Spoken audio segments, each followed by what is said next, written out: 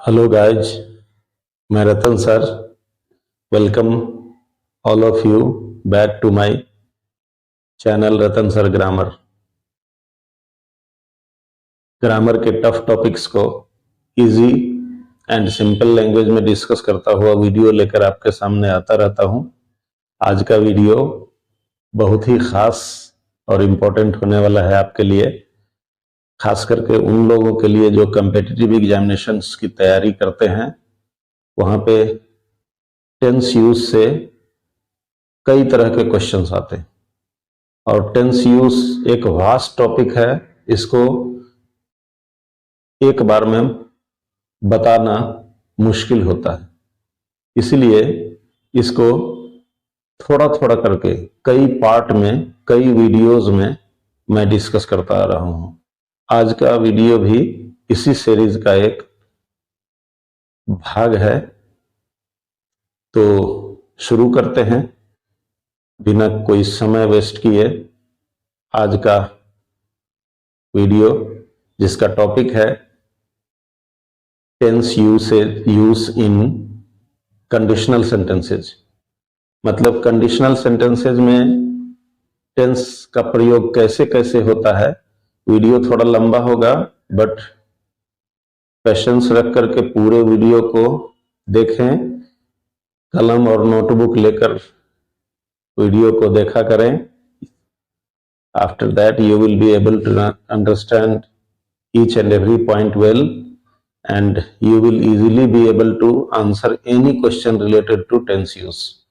तो शुरू करते हैं आज का वीडियो जिसका टॉपिक है tense use in conditional sentences.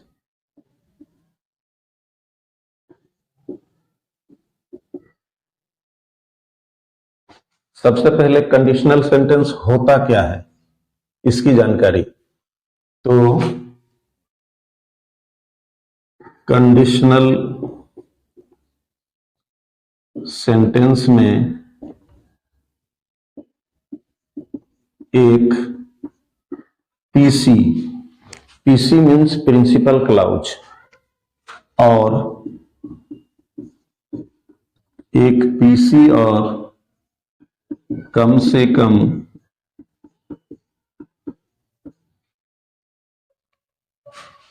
एक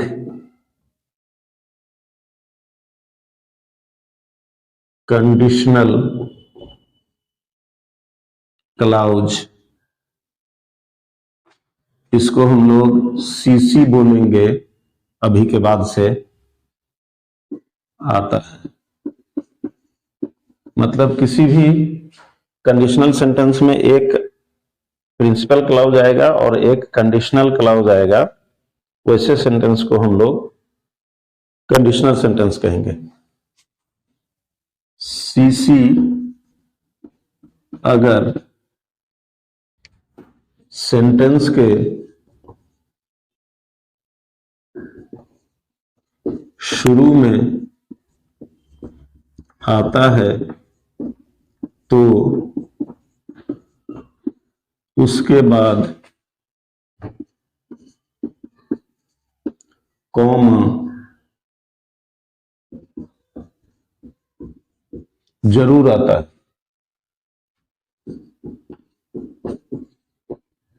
लेकिन अगर ये शुरू में नहीं आता है तो कॉमा नहीं आता है।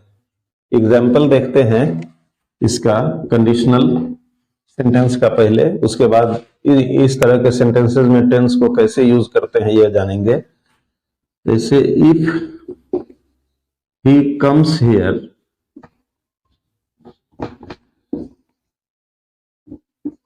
आई शैल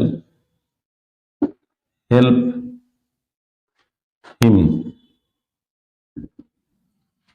यहां पे ये कंडीशनल क्लाउज है, दूसरा वाला प्रिंसिपल क्लाउज है। यही अगर उल्टा पुल्टा आवे वैसे भी यूज होता है, तब ये बीच वाला कॉमा नहीं होगा।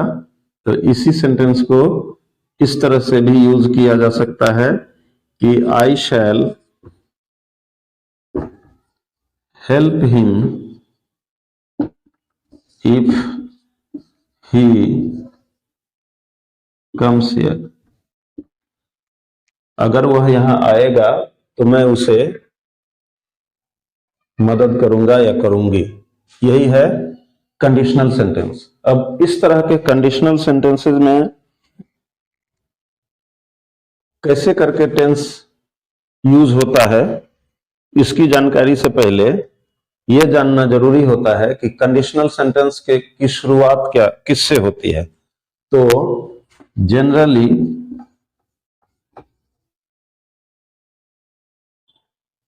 कंडीशनल क्लाउज की शुरुआत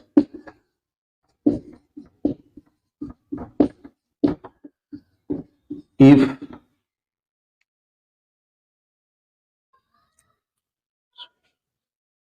unless whether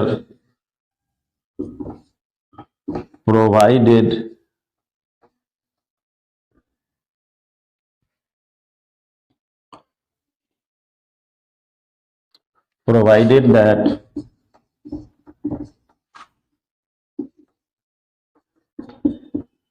on condition that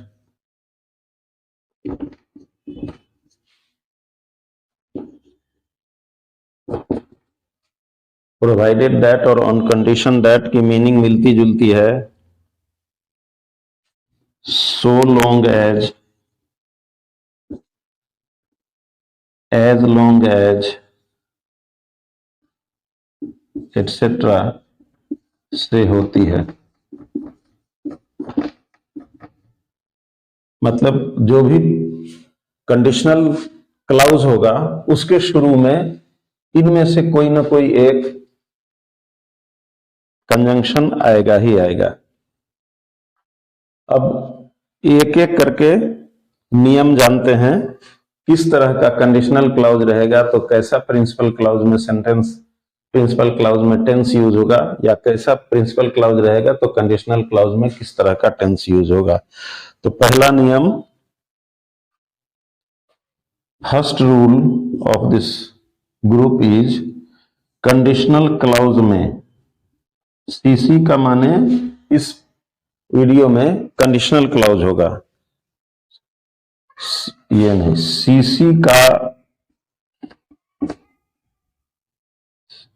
CC के एक्शन का असर अगर पीसी में दिखे तो, मतलब ऐसा सेंटेंस जिसमें कंडीशनल क्लाउज के एक्शन का असर प्रिंसिपल क्लाउज में दिखे और ट्रूथ जैसा सेंस आ रहा हो, मतलब दोनों के, इसके काउज और उसके इफेक्ट से ट्रूथ का सेंस आता हो, तो दोनों क्लाउजेज में सिंपल प्रेजेंट टेंस का प्रयोग होता है।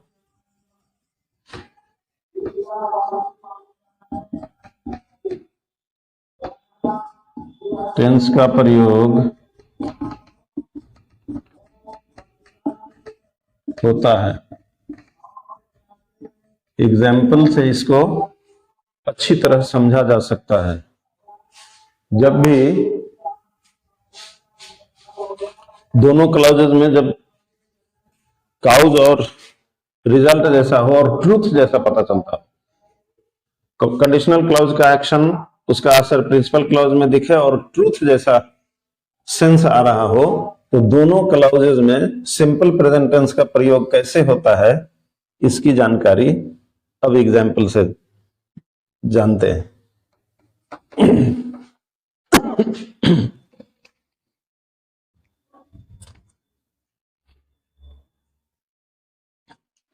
If the teacher be competent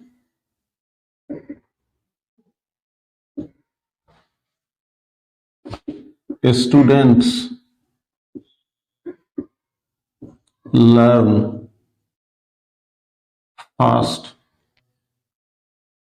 इसमें प्रिंसिपल क्लॉज में सिंपल प्रेजेंट टेंस है तो कंडीशनल क्लॉज में भी वही टेंस आएगा। इस तरह से इसका आंसर बनेगा if the teacher is competent students learn fast। अगर शिक्षक योग्य होंगे तो विद्यार्थी तेजी से सीखेगा। यहां एक ट्रूथ जैसा भी भाव आता है, इसलिए दोनों क्लाउजेज में सिंपल प्रेजेंट टेंस का प्रयोग हुआ है। अगला, we see the world if we open our eyes. यहां कंडीशनल क्लाउज में सिंपल प्रेजेंट टेंस में है, सिंपल प्रेजेंट टेंस यूज हो रहा है तो प्रिंसिपल क्लाउज में भी वही टेंस आएगा इस नियम के मुताबिक। इस तरह से इस क्वेश्चन का answer we see the world if we open our eyes. जब हम लोग आंख खोलेंगे तो दुनिया को देखेंगे। ये एकदम ट्रूथ भी है, इसलिए इसको अच्छे से समझें। अगला रूल इस ग्रुप का,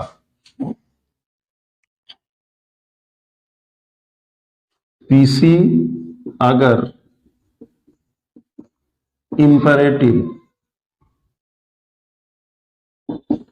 इंपरेटिव सेंटेंस के प्रकारों में बताया जा चुका है। इंपरेटिव रहे या उसमें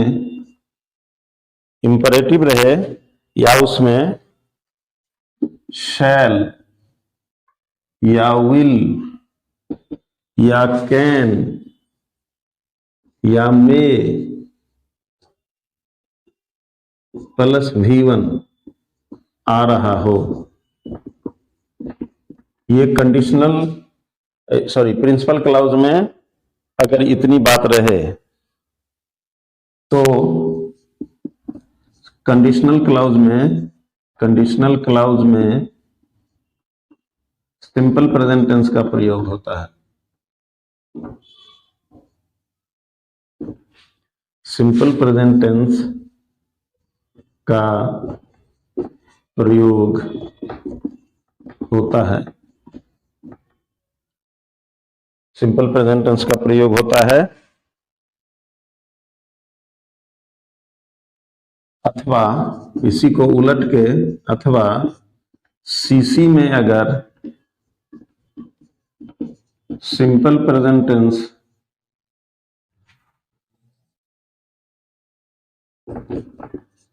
टेंस आ रहा हो तो पीसी में इसी नियम का उल्टा भाग दोनों तरह से जानना पड़ता है। शैल या विल या कैन या मे प्लस V1 अथवा इंपरेटिव आता है। एग्जाम्पल से इसको अच्छी तरह से समझा जा सकता है।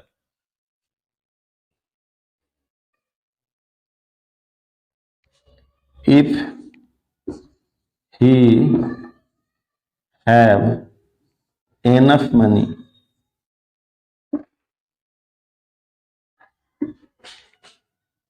he will buy this dress। यहां पे हैव का कौन सा रूप यूज होगा उसके अनुसार। तो सिंपल, यहाँ पे प्रिंसिपल क्लॉज में विल प्लस V1 है, तो इस क्लॉज में सिंपल प्रेजेंट टेंस का प्रयोग होगा। जैसे if he has enough money,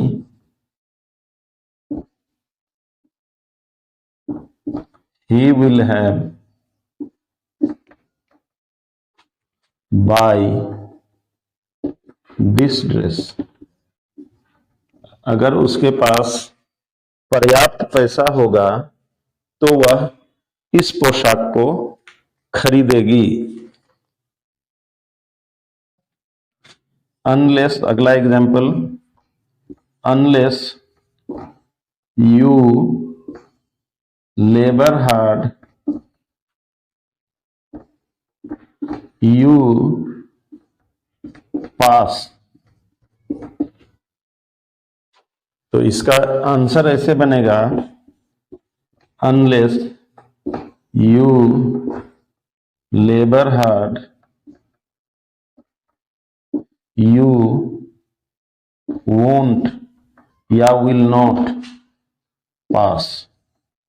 जब तक आप कठिन परिश्रम नहीं करेंगे आप पास नहीं करेंगे।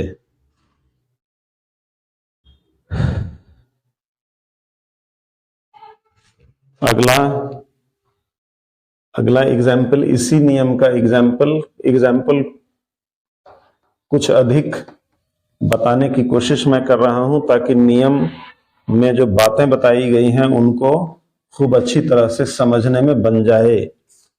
तो इसीलिए अगला एग्जाम्पल देखिए,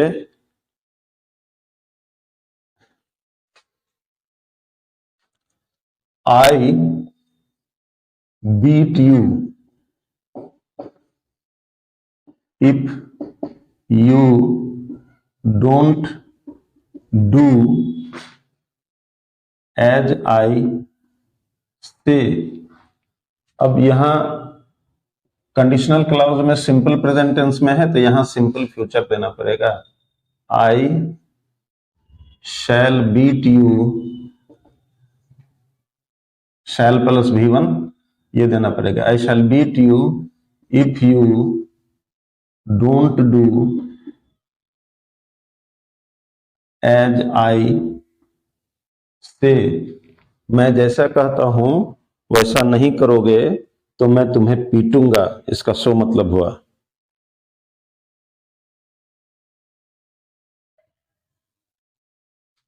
यू, अगला एग्जाम्पल, एक एक एग्जाम्पल को समझिए। You must go fast if you want to reach in time. यहां भी you want to reach in time, यहां पर मस्ट प्लस V1 आ रहा है तो इसका सिंपल फ्यूचर में इसका प्रयोग, सिंपल प्रेजेंट टेंस में रखना पड़ेगा। जैसे इसका होगा you must go fast if you want to reach in time. एक एग्जाम्पल और, hurry up if you want to attend the meeting. यहां प्रिंसिपल क्लॉज में इंपरेटिव है, इंपरेटिव रहने पर उधर सिंपल प्रेजेंट टेंस, इसलिए इसका आंसर हो जाएगा hurry up if you want to attend the meeting. काफी एग्जाम्पल्स मैं बता चुका हूं, एक एक एग्जाम्पल को नियम के अकॉर्डिंग टेस्ट करके तब समझने की कोशिश करेंगे तो you will certainly be able to understand each and every point.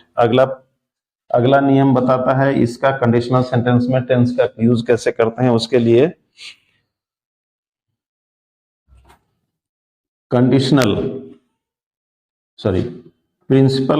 Principal clause में अगर शुड या वुड या कुड या माइट प्लस V1 आ रहा हो तो कंडीशनल क्लाउज में सिंपल पास्ट टेंस का प्रयोग होता है।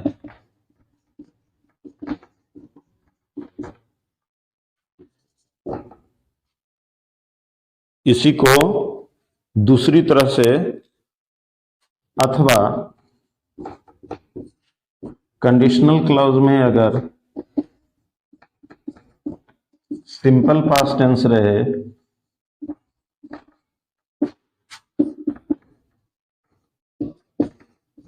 तो प्रिंसिपल क्लाउज में शुड या वुड या कुड या माइट प्लस V1 का प्रयोग होता है।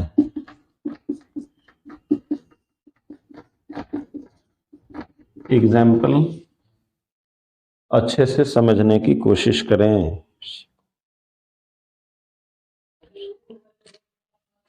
इफ शी गो फास्ट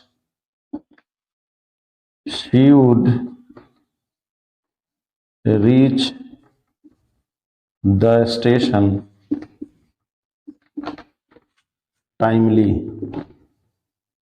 अब यहां पे प्रिंसिपल क्लाउज में वुड प्लस V1 है तो पीसी में वुड प्लस V1 आ रहा है तो दूसरे क्लाउज में कंडीशनल क्लाउज में इसमें सिंपल पास्ट टेंस का प्रयोग होगा और इसके अनुसार इसका आंसर ऐसे बनेगा। इफ शी वेंट फास्ट, गो का V2 went simple past, she would reach the station timely.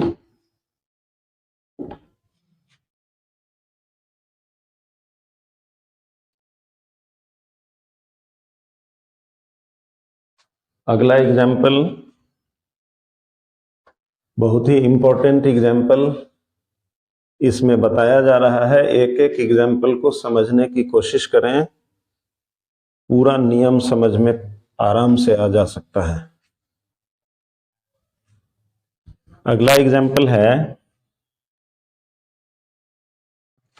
I fly to you, I fly to you if I were a bird। I were a bird मतलब simple past, तो इसमें should would का प्रयोग होगा, इसलिए इसका answer होगा I would fly to you if I were a bird। अगर मैं पक्षी होता तो उड़कर तुम्हारे पास आ जाता, इसका ये मतलब होता है। अगला रूल बहुत ही इंपॉर्टेंट रूल,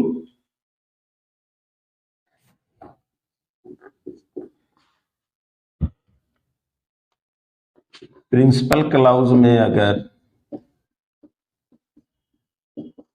शुड या वुड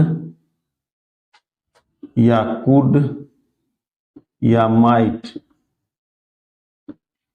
शुड या कुड या वुड या माइट या नहीं तो must plus have plus V3 आ रहा हो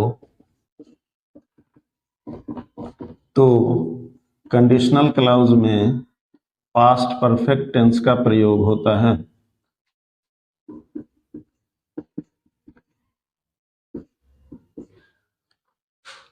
पास्ट परफेक्ट टेंस का प्रयोग होता है अथवा किसी का उल्टा। कंडीशनल क्लॉज में अगर पास्ट परफेक्ट टेंस आ रहा हो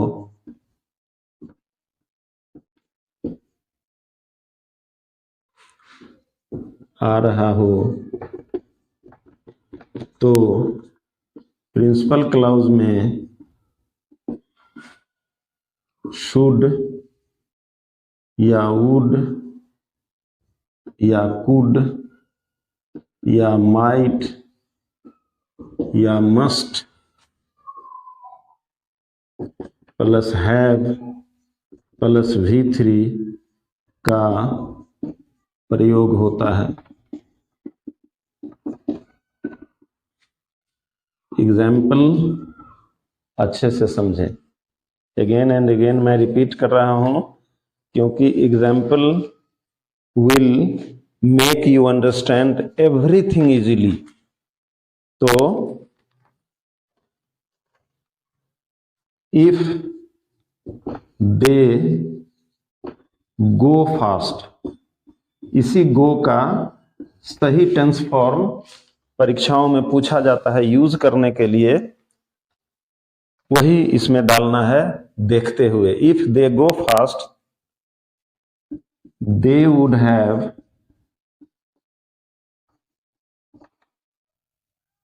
reached timely। इसका यहां पे would have प्लस V3 आ रहा है, ये would have प्लस V3, तो इसलिए कंडीशनल क्लॉज में पास्ट परफेक्ट टेंस करना पड़ेगा। मतलब इसका होगा if they had gone fast they would have reached timely। यही है इसका इंपॉर्टेंट चीज समझने वाली। He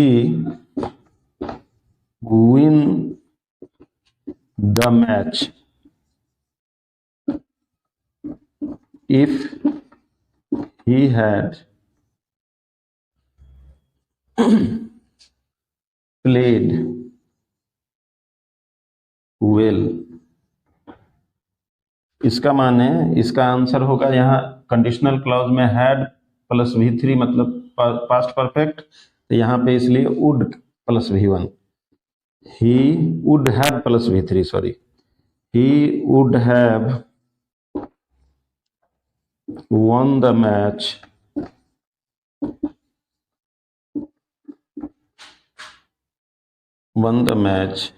if he had played well। इसकी हिंदी मीनिंग करेंगे तो अगर उसने अच्छा खेला होता तो उसने मैच जीत लिया होता।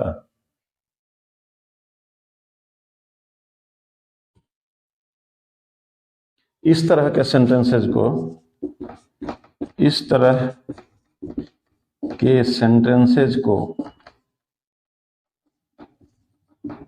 जो ऊपर बताया गया है उसी तरह के सेंटेंसेस को हैड से शुरू करते हुए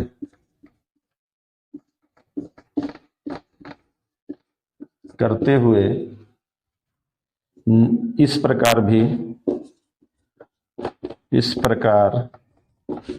भी यूज किया जाता है।